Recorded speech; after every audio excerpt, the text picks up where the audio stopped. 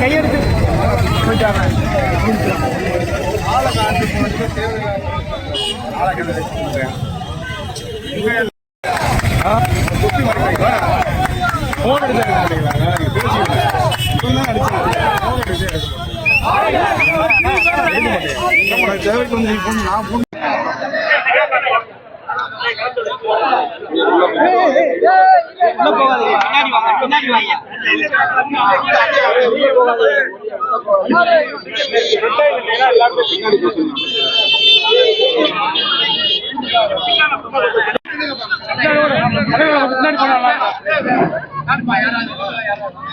பேரறிஞர் அண்ணாவின் புகழ், பேரறிஞர் அண்ணாவின் புகழ், புரட்சி தலைவரின் புகழ், புரட்சி தலைவரின் புகழ், புரட்சி தலைவி அம்மாவின் புகழ், புரட்சி தலைவி அம்மாவின் புகழ். அண்ணன் எடப்பாடியார், அண்ணன் எடப்பாடியார், அண்ணன் எடப்பாடியார், அண்ணன் செல்லூரார், அண்ணன் எடப்பாடியார், அண்ணன் செல்லூரார், அண்ணன் செல்லூரார்.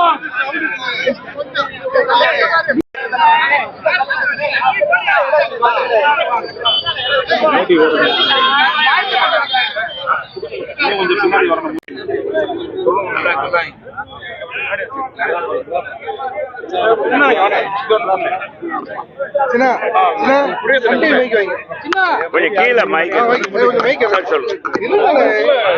கொஞ்சம் கீழே.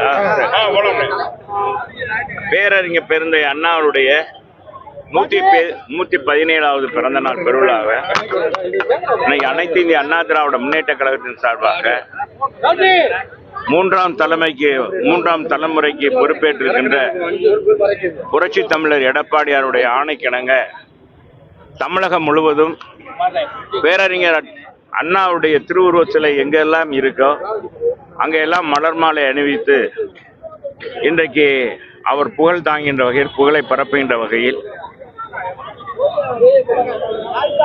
பொதுக்கூட்டங்கள் மூலமாக மக்களை சந்திக்கின்ற பணியையும் புரட்சி தமிழர் எடப்பாடியார் அவர்கள், புரட்சி கழக நிறுவன தலைவர் புரட்சி தலைவர் புரட்சி தலைவி அம்மா அவர்கள் என்ன மாதிரி பேரறிஞர் பெருந்தை அண்ணாவுடைய பிறந்த நாளை கொண்டாடுவார்களோ அதே வழியில் புரட்சி தமிழர் எடப்பாடியார் அவர்கள் வருங்கால தமிழகத்துடைய முதலமைச்சர்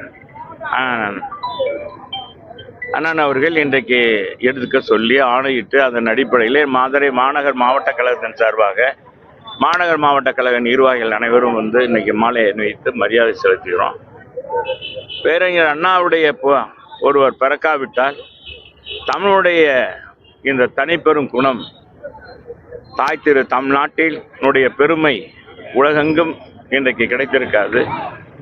மெட்ராஸ் ஸ்டேட் என்ற இருந்த தமிழ்நாடு இன்றைக்கு தமிழ்நாடு என்ற பெயர் சூட்டுகின்ற அளவுக்கு செய்த பெருமகனார், சொல்லின் செல்வர், தன்னுடைய அன்பாலும் அரவணைப்பாலும் அழகுமிகு பேச்சாலும் அழகுமிகு தமிழாலும் ஆங்கில உடையாடும் இளைஞர்களை கவர்ந்திழுத்து தம்பி வா படையை தலைமையேற்கவா என்று அழைத்து இளைஞர்களுக்கெல்லாம் வழிகாட்டியாக திகழ்ந்த பேரறிஞர் அண்ணா அவர்கள் புரட்சி தலைவர் எம்ஜிஆர் அவர்களால் கவரப்பட்டு புரட்சி தலைவர் எம்ஜிஆர் அவர்கள் இந்த இயக்கத்தில் திராவிட முன்னேற்ற கழகத்தில் இணைந்து 1952 இணைந்து அண்ணாவுடைய கொள்கையை பட்டி தொட்டியெல்லாம் பரப்புவதற்கு காரணமாக இருந்த புரட்சி தலைவர் எம்ஜிஆர் அவர்கள் அந்த இயக்கம் ஆட்சியில் அமர்கிற வரை அதற்காக பம்பரம் போல் பணியாற்றியவர்.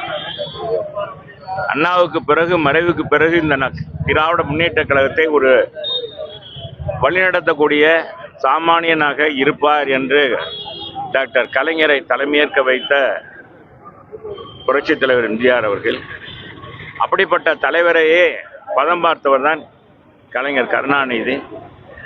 அவர் கலைஞர் கருணாநிதியால் புரட்சி தலைவர் பழிவாங்கப்பட்டாலும் புரட்சி தலைவர் அந்த கட்சியில் எந்த பங்கும் போடாமல் திமுகவுக்கு எனக்குத்தான் உரிமை உண்டு, நான் இந்த கட்சியினுடைய பொருளாளர், எனவே எனக்கு சின்னம் உரிமை உண்டு என்றெல்லாம் உரிமை கொண்டாடாமல் அண்ணாவுடைய பேர் இயக்கத்துக்கு பாதகம், அவர் உருவாக்கிய இயக்கத்துக்கு பாதகம் ஏற்படக்கூடாது, கிஞ்சித்தும் தன்னால் அண்ணாவுடைய கொள்கை மாறக்கூடாது, அதே கொள்கையை தவறிவிட்ட கருணாநிதிக்கு பாடம் புகற்றுகின்ற வகையில் தாய் திரு தமிழ்நாட்டு மக்களுக்காக அண்ணாவுடைய பெயரால் இயக்கத்தை கண்டு, அண்ணாவுடைய பெயராலே அண்ணாவுடைய திருவுருவத்தாலே கொடியும் கண்டு, அண்ணாவுடைய கொள்கைதான் அண்ணா திராவிட முன்னேற்ற கழகம் என்று தன்னுடைய இயக்கத்துக்கு கொள்கையும் உருவாக்கி இந்த நாட்டிலே சாதாரண சாமானிய ஏழை எளிய மக்கள், நடுத்தர மக்கள் அவர்களெல்லாம் கைதூக்கிடுகின்ற வகையில் அண்ணா திராவிட முன்னேற்ற கழகம் பாடுபடும், இளைஞர்களுக்காக பாடுபடும் என்று குரல் கொடுத்தார். எனவே அந்த வகையில் அசைக்க முடியாத தலைவராக, தமிழ்நாட்டுடைய தலைவராக புரட்சித் தலைவர் எம்ஜிஆர் அவர்கள் திகழ்ந்தார்கள். அதிகாரம் பூசியவன் அரசியல் பண்ண முடியுமா என்று எம்ஜிஆரை கேள்வி பேசியவர் மத்தியில் பேரறிஞர் பெருந்தை அண்ணாவுடைய உருவத்தை தன் கொடியிலே பதித்து தன்னுடைய இயக்கத்துக்கு பெயரை வைத்து அத்தனை பேருடைய வாயையும் மூட வைத்தவர் புரட்சித் தலைவர் எம்ஜிஆர். அது மட்டுமல்ல, அந்த இயக்கம் அசைக்க முடியாத இயக்கமாக இந்த தமிழகத்திலே மக்கள் மத்தியிலிருந்து பிரிக்க முடியாத இயக்கமாக புரட்சித் தலைவரால் வளர்த்தெடுக்கப்பட்டது. அவர் இருக்கு வரை தமிழகத்துடைய முதலமைச்சராக இருந்தார். அவர் பல்லாயிரம் மைலுக்கு அந்த பக்கம் படுத்திருந்தாலும் கூட, நோய்வாய்ப்பட்டிருந்தாலும் உயிரோடு இருக்கிறாரா இல்லையா என்று கூட நிலையறியாத அன்றைக்கு ஊடகங்கள்லாம் வளர்ச்சி பெறாத சூழ்நிலையில் தமிழக மக்களை ஒட்டுமொத்தமாக புரட்சித் தலைவர் எம்ஜிஆர் அவர்கள் முதலமைச்சராகவே சென்றார். முதலமைச்சராக மீண்டும் அவர் வர வேண்டும் என்ற அடிப்படையில் தேர்தலில் வாக்களித்து பெருவாரியான வெற்றி பெற வைத்தவர். வெற்றிக்கு சொந்தக்கார புரட்சித் தலைவர். அவர் வழியில் புரட்சித் தலைவர் அம்மா அவர்கள் கழகத்தை வளர்த்தார்கள், கழகத்தை முன்னெடுத்தார்கள். சமூக நீதி காத்த வீராங்கனை எந்த பேரறிஞர் பெருந்தை அண்ணா அவர்கள் கொள்கை ஏழை எளிய மக்களுக்கு சமமான உரிமை, சம வாய்ப்பு கிடைக்க வேண்டும் என்பதற்காக போராடினாரோ அதை நடைமுறைப்படுத்தியவர் அண்ணா திராவிட முன்னேற்ற கழகத்துடைய தலைவர் புரட்சித் தலைவர் அம்மா அவர்கள். 69% இடஒதுக்கீடை அரசியலிலே, மத்திய அரசியலிலே இடஒதுக்கீடு செய்து வரலாற்று சாதனை படைத்தவர்.